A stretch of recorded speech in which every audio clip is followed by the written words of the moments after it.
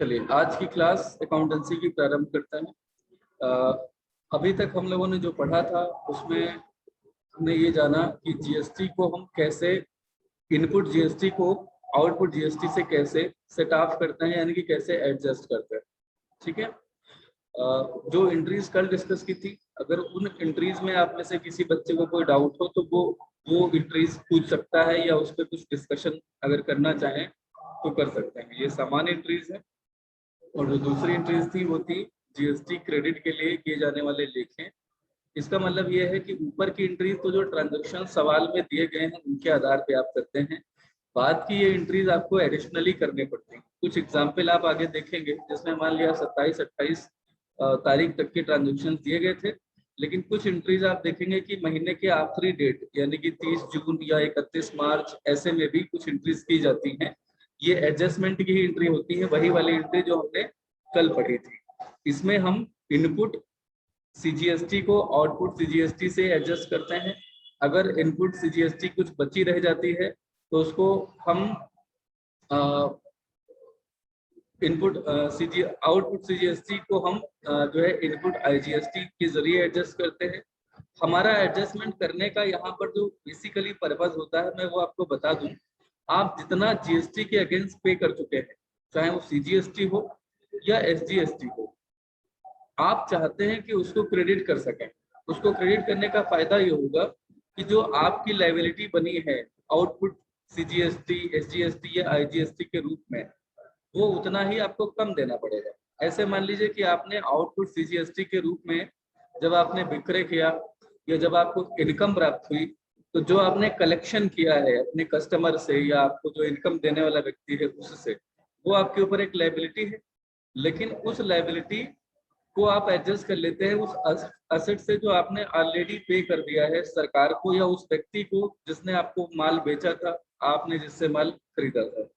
तो वहां पर जहां जहां इनपुट सीजीएसटी, एसजीएसटी, आईजीएसटी है, उतनी रकम आप पहले ही पे कर चुके हैं। मान लीजिए एडवांस में आप दे चुके हैं और जो आपने दूसरों से अभी कलेक्ट किया है वो आपको सरकार को देना है। तो आप जब ऑलरेडी किसी को कुछ पे कर चुके हैं और जो उसे और देना है, जो आपने दूसरों से उसका पैसा लिया, ऐसे मान लीजिए कि जैसे आप हैं और आपने अपने किसी दोस्त को 2000 रुपये दे रखे हैं, वो इनपुट जीएसटी मान लीजिए। एसजीएसटी, सीजीएसटी, आईजीएसटी तीनों प्रकार इनपुट जीएसटी मान लीजिए आपने 2000 पहले से किसी को दे रखे हैं और वो इसलिए दिए हैं क्योंकि वो मुझे दे दे। ठीक है।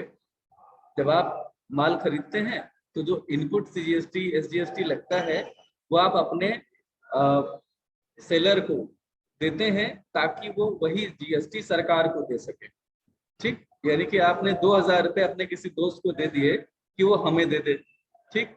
उसके बाद में आपने किसी अन्य से कोई ट्रांजैक्शन किया तो उसने आपको 5000 रुपये दे दिए कि वो हमें दे दे। अब समझना जरा, आप 2000 ऑलरेडी दे चुके हैं हमें देने के लिए और 5000 किसी अन्य ने आपको दिए हैं कि आप हमें दे दें। तो चूंकि आपको 5000 हमें देने हैं लेकिन 2000 आप ऑलरेडी किसी अन्य को दे चुके हैं कि वो हमें दे दे, तो अब आप हमें कुल कितना देंगे?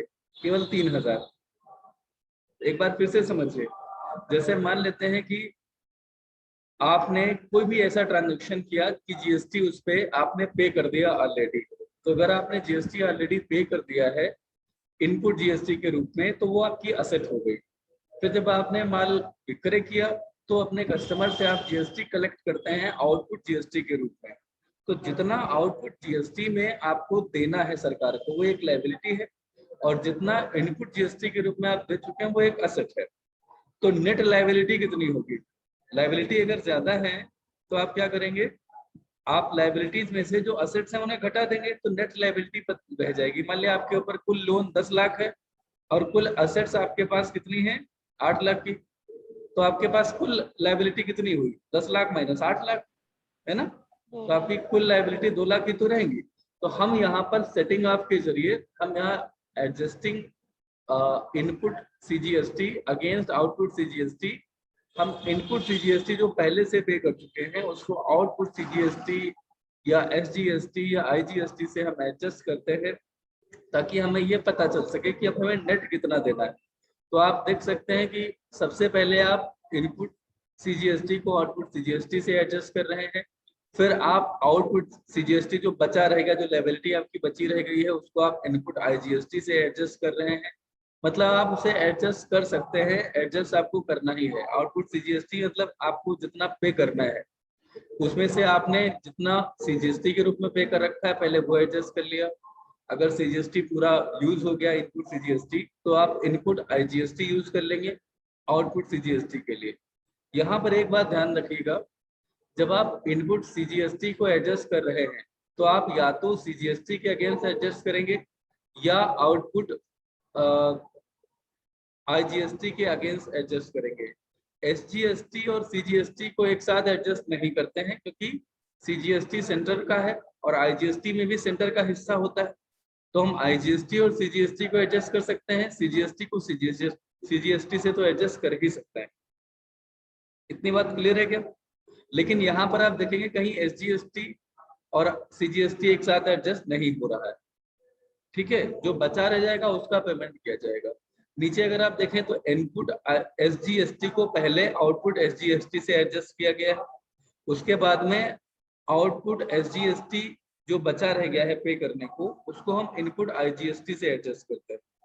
ठीक, यानी कि इसमें हम ये नहीं कर सकते कि हम एसजीएसटी को इनपुट एसजीएसटी को आउटपुट सीजीएसटी से एडजस्ट करने लगे, क्योंकि आप ऐसा नहीं कर सकते कि आप जो है मिस्टर ए के घर में जो पैसा देना था, मान लिया मिस्टर ए के घर में 2 लोग रहते हैं, मिस्टर ए के घर में उनके 2 बेटे रहते हैं, तो सेंटर के 2 बेटे हैं, मान लीजिए कौन कौन सा, सीजीएसटी और आईजीएसटी। ऐसे ही स्टेट के 2 बेटे हैं, एक तो एसजीएसटी और दूसरा आईजीएसटी, क्योंकि आईजीएसटी में दोनों का हिस्सा है, सेंटर का भी स्टेट का भी। तो आप किसी के घर में उसी के घर से संबंधित जो लेन देन होंगे वही आप उसके बेटे के साथ कर सकते हैं, अन्य के साथ आप नहीं कर सकते। Is that clear? तो मैं फिर से रिपीट कर देता हूं कि आप अगर एडजस्ट करेंगे तो इनपुट सीजीएसटी को आउटपुट सीजीएसटी से पहले एडजस्ट करेंगे।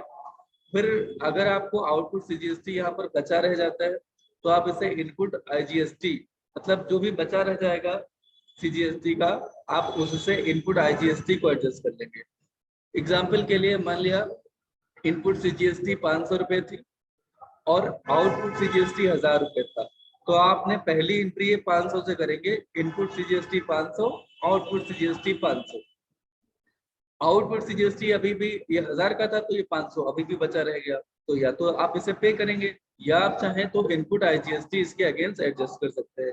तो मान लिया इनपुट आईजीएसटी थी 300 रुपए, तो इनपुट आईजीएसटी और आउटपुट सीजीएसटी यहाँ 300 से कर दिया जाएगा। और मेरे एग्जाम्पल में आउटपुट सीजीएसटी 1000 था, आउटपुट सीजीएसटी पहली एंट्री में 500 से एडजस्ट हो गया, दूसरी एंट्री में 300 से एडजस्ट हो गया, तो अब जो 200 बचे रह जाएंगे वो आपको पे करना पड़ेगा सरकार को। तो यहाँ पर एंट्री हो जाएगी output CGST 200 to bank account. एक बार यही बात मैं आपको एसजीएसटी में बताता हूँ। जैसे मान लिया इनपुट एसजीएसटी ये आपका है 500 रुपए, ठीक, तो आपने आउटपुट एसजीएसटी से आपने 500 रुपए पहले एडजस्ट कर लिए। मान लेते हैं कि आउटपुट एसजीएसटी जो था वो 1500 था, तो 500 आप एसजीएसटी इनपुट को एडजस्ट कर चुके हैं आउटपुट एसजीएसटी से, तो अभी आउटपुट एसजीएसटी क्योंकि 1500 था 500 एडजस्ट हुआ, तो ये 500 रुपए बचा रह गया, 1000 रुपए बचा रह गया, 1500 था 1000 रुपए बचा रह गया।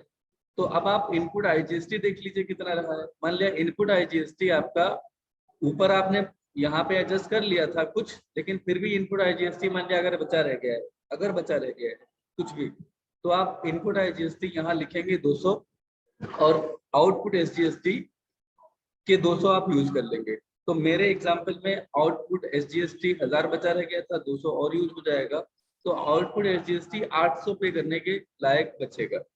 ये बात मैंने अभी ओरल बताई है, आपको शायद कुछ कुछ समझ में आई होगी, अगर नहीं समझ में आई है तो कोई बात नहीं, आगे के एग्जाम्पल से कोशिश करेंगे कि आपको समझ में आए। मैं आपको थर्ड एग्जाम्पल बता रहा था और उसमें लास्ट की एंट्री थोड़ी सी रह गई थी, बाकी सब कुछ हो गया था। मैंने आपको थर्ड एग्जाम्पल पे ये बताया था कि जो हम सारी एंट्री जो ट्रांजेक्शन दिए गए होते हैं उनकी तो कर लेंगे 26 तक की, उसके बाद में 31 से पहले एडजस्टमेंट की एंट्री इन्होंने नहीं की है, ये भूल गए हैं, तो वो एंट्री क्या होगी ये मैं आपको बता रहा हूँ, ऊपर यहाँ लिखी हुई है। इस एंट्री में हमने आउटपुट सीजीएसटी डेबिट किया है, आउटपुट एसजीएसटी डेबिट किया हुआ है। ये थोड़ा सा छोटा सा यहाँ पर लिखा हुआ है, आप शायद देख पाएंगे, आउटपुट सीजीएसटी के नीचे लिखा है आउटपुट एसजीएसटी अकाउंट, और इनकी रकम 50,880 आई है। ये कहाँ से आई है इसे समझना है आपको, ठीक। तो इसको ध्यान से देख लीजिए, जो एंट्रीज आपने की हैं, सबसे पहले आपने इनपुट सीजीएसटी डेबिट किया है 45,000 से, तो ये 45,000, ओके। फिर अगली एंट्री में तो आउटपुट आया है तो इसे छोड़ देंगे।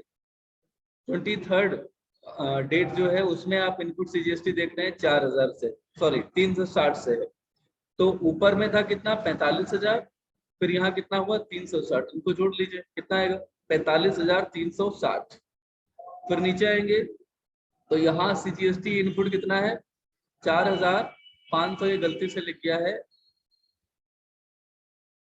अगर इसे सही करेंगे तो हमारा पूरा केस बिगड़ जाएगा।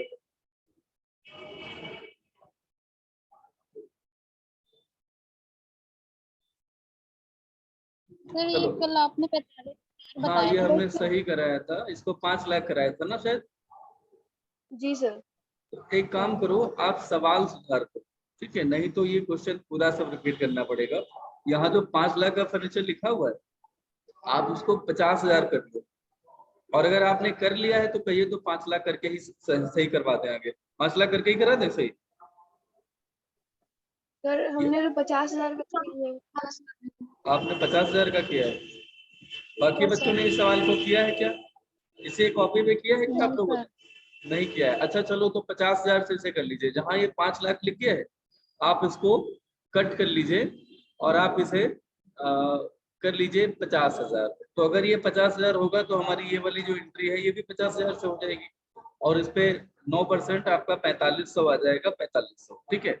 तो इससे पहले हमने इनपुट सीजीएसटी जहां जहां आया उसे लिखते चले जाइए। पहले आपने लिखा था 45,000, फिर आपने लिखा 360 जोड़ा, कहीं लिखते जाइए जोड़ते जाइए, 45,000 प्लस 360 हो गया 45,360, उसमें हम 4,500 और जोड़े, इसे हम 50,000 ही माने, फर्नीचर 50,000 का खरीदा, तो 4,500 उस पे हुआ, तो 45,360 में 500 जोड़ेंगे तो 45,860 होगा, और 4 जोड़ेंगे तो 49,860 हो जाएगा। इसके नीचे और आप देखेंगे तो 720 है, तो 49,860 में अगर हम 720 और जोड़ देंगे तो ये कितना हो जाएगा, 8 7 15 होता है, तो 50,560, ठीक है। तो ये 50,880 होगा, 720 था ना, हाँ। तो 50,000 मतलब आप इन तीनों जितने जितने भी आइटम है सबको जोड़ेंगे तो ये आ जाएगा 50,880, ये आपका इनपुट सीजीएसटी है। तो आप नीचे देखेंगे कि इनपुट सीजीएसटी 50,880 है। अच्छा आपको ये तो पता ही है कि जितना सीजीएसटी होता है उतना ही एसजीएसटी भी होता है, तो उसे अलग से जोड़ने की आवश्यकता नहीं है, आप इनपुट एसजीएसटी को भी इतना ही लिख लेंगे, कोई दिक्कत इसमें? ये बताइए कि इनपुट सीजीएसटी और इनपुट एसजीएसटी ये 50,880 है, इसमें किसी को कोई समस्या? मिताली ये कैसे आया? जिन जिन एंट्रीज में इनपुट सीजीएसटी डेबिट हुआ है हमने उनके आगे जो भी अमाउंट लिखी सबको जोड़ लिया है, क्लियर। और चूंकि सीजीएसटी एसजीएसटी दोनों सेम होते हैं तो ये भी 50,880 की होगा। अब हम ये देखेंगे कि हमारे पास आउटपुट सीजीएसटी कितना है पे करने के लिए, तो सेकेंड एंट्री देखेंगे, आउटपुट सीजीएसटी है 72,000 और आउटपुट एसजीएसटी कितना है, ये भी 72,000। तो हम इस आउटपुट सीजीएसटी के 72,000 में से हम यूज करेंगे यहाँ पर कितना, हम यूज कर लेंगे 50,880, ओके। तो ये तो क्रेडिट है, ये जो आउटपुट सीजीएसटी था ये क्रेडिट हुआ था जब ये इंट्रोड्यूस हुआ था, लेकिन अब इस एडजस्टमेंट एंट्री में हमें इसे डेबिट करना पड़ेगा। एडजस्टमेंट में ये डेबिट ही होता है हमेशा, तभी तो ये कम होगा उतने से, है ना। तो जब ये 50,880 से हमने आउटपुट सीजीएसटी अकाउंट डेबिट कर दिया, आउटपुट एसजीएसटी को भी 50,880 से डेबिट कर दिया, क्रेडिट में है to input SGST to input CGST, ठीक। इसमें हम क्या लिखेंगे, for input CGST and SGST adjusted, or you can say set up against output CGST and SGST, क्या ये नरेशन क्लियर है सभी को?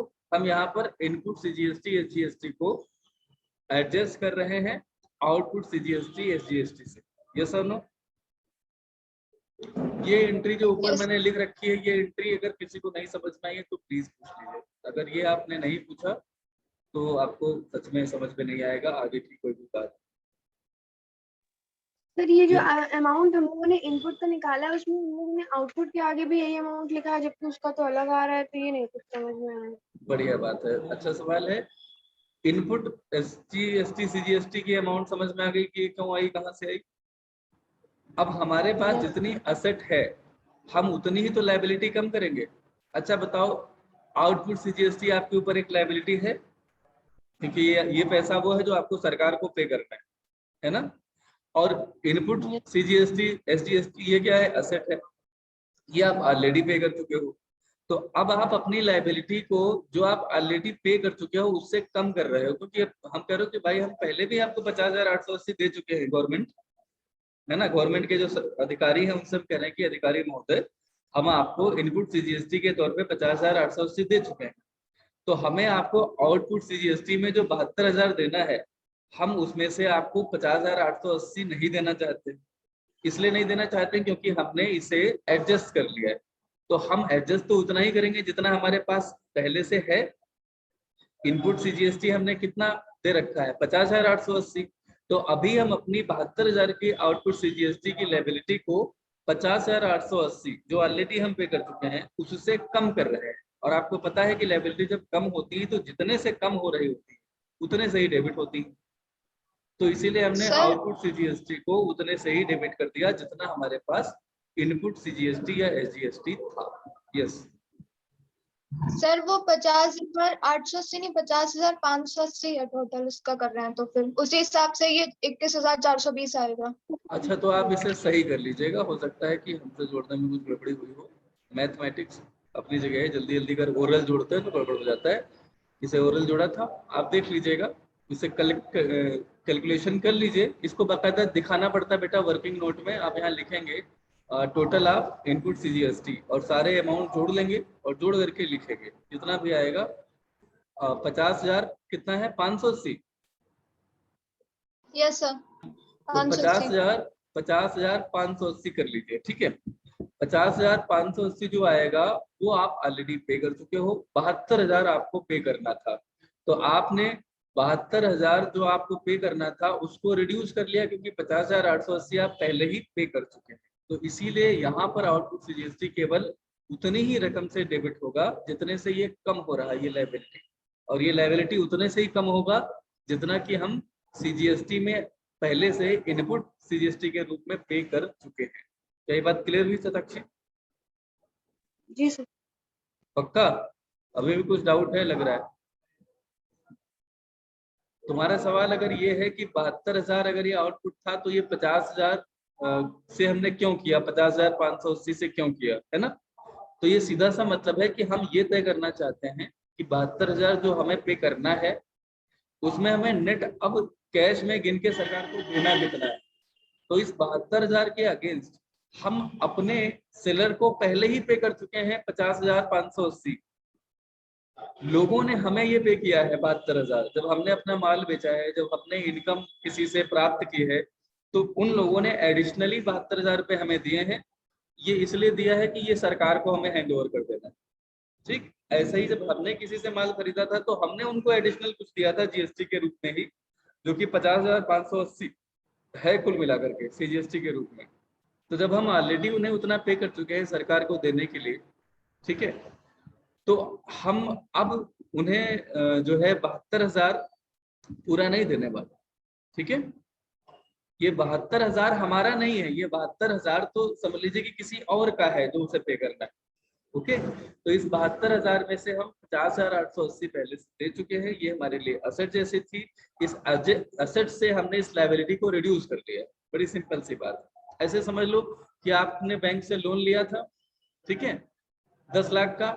आपके पास असेट है 5 लाख की, आपने वो 5 लाख की असेट उसे दे दी, तो अब आप बैंक को कितना देंगे? 10 लाख का लोन था, 5 लाख की असेट दे दी, तो आप उसे बचा हुआ 5 लाख की तो देंगे।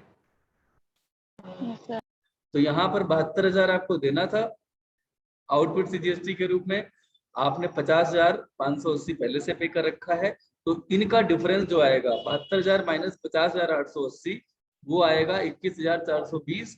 ये आप यहाँ पर पे कर देंगे तो आउटपुट सीजीएसटी के अगेंस्ट आपका पैसा जा रहा होगा 21,420 टू बैंक अकाउंट में आ जाएगा। यही काम एसजीएसटी के साथ होगा।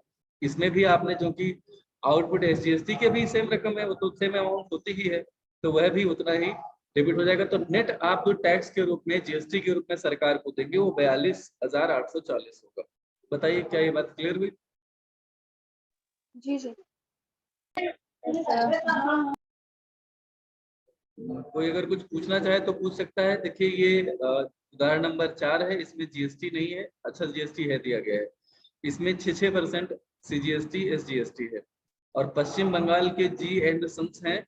तो आप सबसे पहले हेडिंग डाल देंगे जर्नल एंट्रीज और एक और लाइन लिखी जाती है in the books of G and Sons, ये ब्रैकेट में लिखा जाता है in the books of G and sons.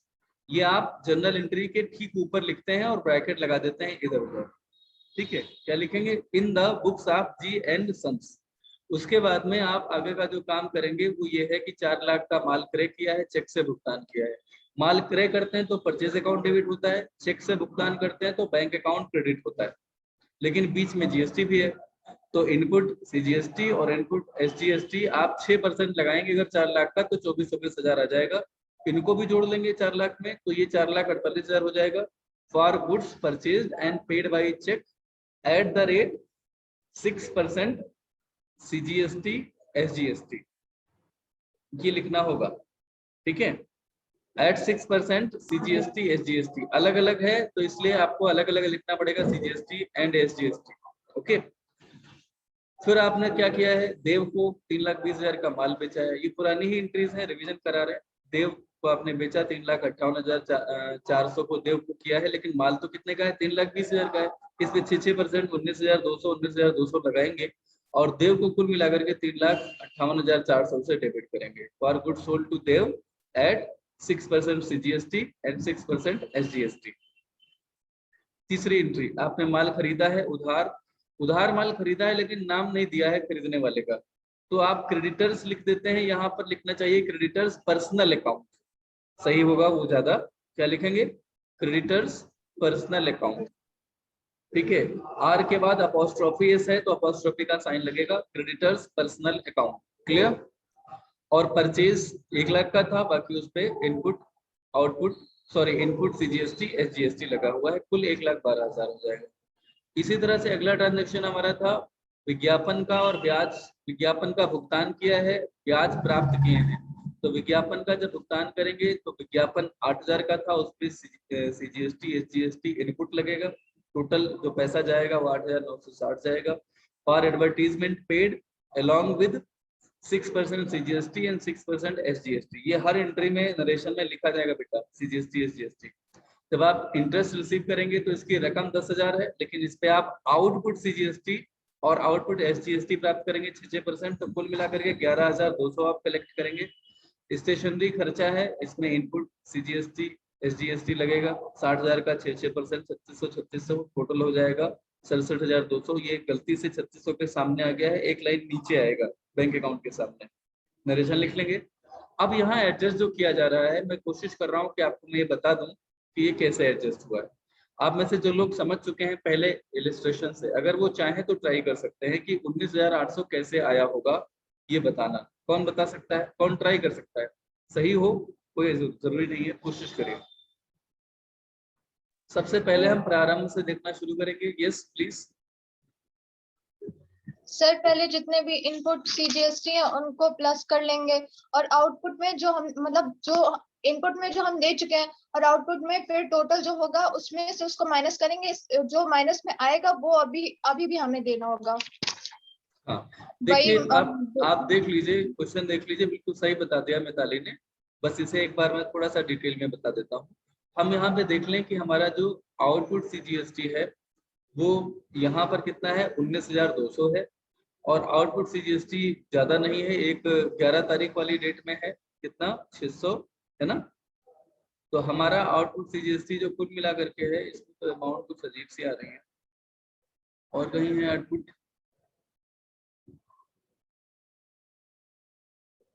Third वाले में, देव वाले में। अरे हाँ, वो तो हो चुका है, ठीक है। 19,200 ये था। इसके अलावा आउटपुट जो है 600 है, फिर 34। बस 600 है। ठीक है, तो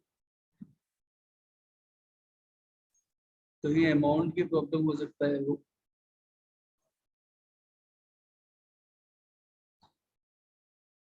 ये यहाँ पर अमाउंट हमें लग रहा है गड़बड़ हो गई है।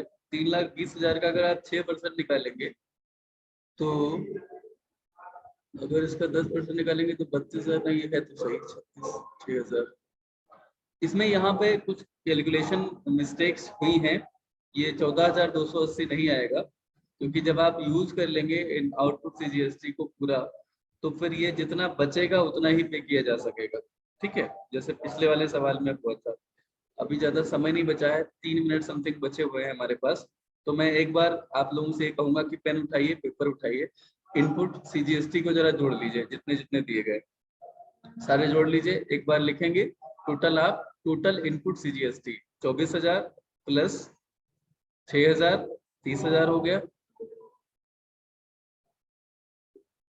सर 34,080 आ रहा है। 34,080 आ रहा है जी। ठीक है, यही आपका इनपुट एसजीएसटी पे होगा। आउटपुट अगर हम देखेंगे, जरा इसे जोड़ लें, टोटल आउटपुट सीजीएसटी 19,200, 19,800 हो जाएगा। 19,800 हो गया। तो यहाँ पर जो इन्होंने एंट्री की हुई है आउटपुट सीजीएसटी, ये गलत एंट्री हुई है, क्योंकि यहाँ पर आपका आउटपुट ज्यादा है। तो अगर आपने उसे 19,800 से आप चाहें डेबिट करना तो आप करें, 19,800 से तो कर सकते हैं डेबिट, लेकिन यहाँ पर आप ये जो पेमेंट की एंट्री कर रहे हैं, ये एंट्री आप नहीं कर पाएंगे। ठीक है, यहाँ पर ये वाली एंट्री नहीं की जाएगी। आप ऑलरेडी पे कर चुके हैं इनपुट टैक्स, उसे आप नेक्स्ट टाइम एडजस्ट करेंगे जब आपका आउटपुट ज्यादा होगा। एक्चुअली ये एग्जाम्पल जो है ये थोड़ा सा टेक्निकली गलत है, क्योंकि मैं आपको बताऊं क्या होता है, हमारी जो परचेजेस होती हैं वो हमेशा हमारी सेल्स से कम होती है। ठीक है, तो हमारा आउटपुट सीजीएसटी या एसजीएसटी इन टोटल आईजीएसटी वगैरह वो इनपुट से मतलब ज्यादा ही निकलता है। तो हमारी नेट लायबिलिटी जो बचती है वो हम पे करते हैं। अच्छा, अगर ऐसा हो जाए तो ये वाली एंट्री, लास्ट वाली एंट्री नहीं होगी। हमारा इनपुट जो जीएसटी होगा, सीजीएसटी, एसजीएसटी, आईजीएसटी, वो अगली बार एडजस्ट हो जाएगा। जैसे होता है ना, इनकम टैक्स रिटर्न फाइल हम करते हैं, इसका मतलब होता है कि अगर हम ऑलरेडी एक्स्ट्रा पे कर चुके हैं तो वो एडजस्ट हो जाता है। ठीक है, वो रिटर्न हो जाता है। तो वही केस इसमें भी लगेगा। इस एग्जाम्पल में ये 30 तारीख वाली लास्ट वाली एंट्री नहीं की जाएगी। बात समझ में आई? तो आप ये वाली एंट्री छोड़ देंगे। हाँ सर, लेकिन जब जो हमारा इनपुट जीएसटी आया है 34,080 और जो आउटपुट आया है 19,800, तो उसको सर माइनस करेंगे तो 14,280 तो आ रहा है सर। 14,280 तो आ रहा है बेटा, लेकिन ये आउटपुट सीजीएसटी समझना, टोटल आपका क्रेडिट कितने से हुआ है ऊपर की एंट्रीज में? 19,800 से, है ना? तो आपने उसे ऑलरेडी अगर डेबिट कर दिया है 19,800 से, तो अब आउटपुट सीजीएसटी आपके पास 14,280 बचा ही नहीं कि आप उसे डेबिट कर पाओ, है ना? हर जो है क्रेडिट को हम उतना ही डेबिट कर सकते हैं खत्म करने के लिए, एडजस्ट करने के लिए, जितना कि वो क्रेडिट हुआ था। क्रेडिट अगर ये 19,800 से हुआ तो उतना तो हमने, हाँ ये वाली एंट्री तो सही है ऊपर वाली, ये वाली एंट्री यहाँ नहीं करनी रहेगी। तो ये थोड़ा सा टेक्निकली आपका